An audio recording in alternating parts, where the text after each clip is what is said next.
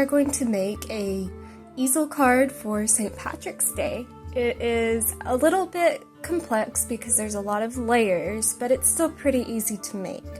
Let me show you how. So first off, you're going to want to cut all of your pieces out with your cutting machine. I have a Silhouette Cameo and absolutely love it. You can buy this file on the Silhouette Design Store. And I'm going to start by putting together the top hat.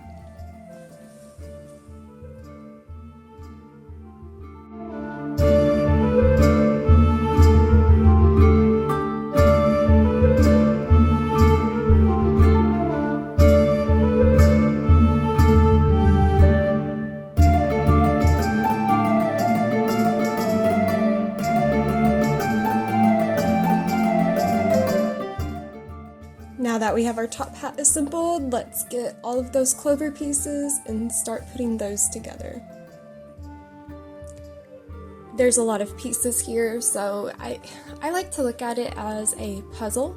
You just find the pieces that fit together and glue them together and just keep going. For me, this is a really relaxing, enjoyable step. But if you do not want to go through all this trouble, you can always remove a layer.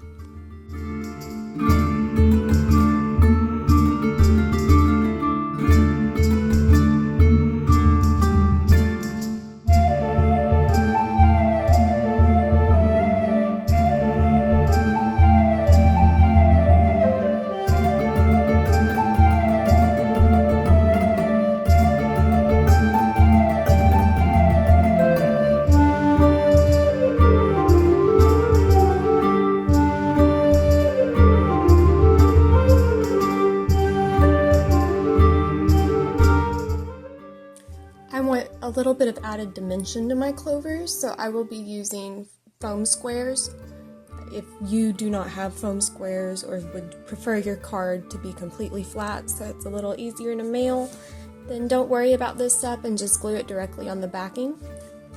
And some of these you'll see that I double up the foam squares just for even more added dimension, but again, you can skip that step.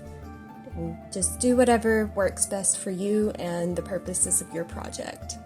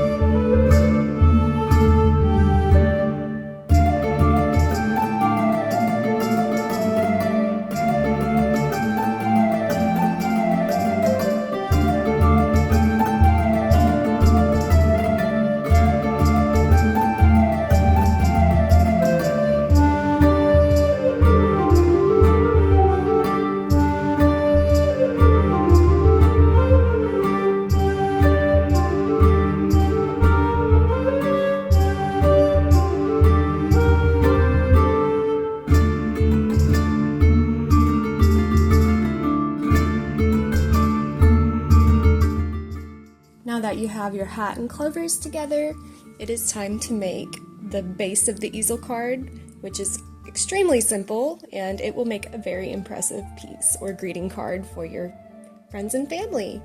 So let's get started, and I'll show you how.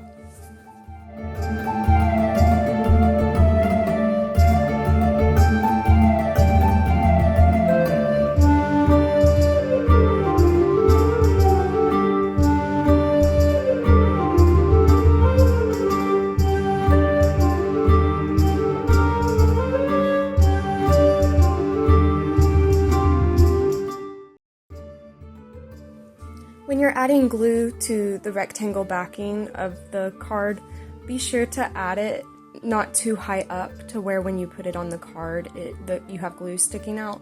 It's a very easy mistake to make, and I find it easier, even though I didn't show here, to actually put the glue on the easel part of the card instead of the rectangular backing.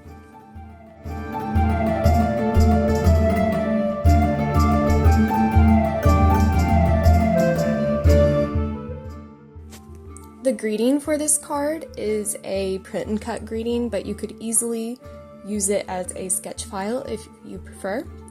And now that we have all of that together, let's put our images on top of the card. You can layer these however you see fit, put them on the card, play around with the orientation. This is my example, but of course use your creativity here.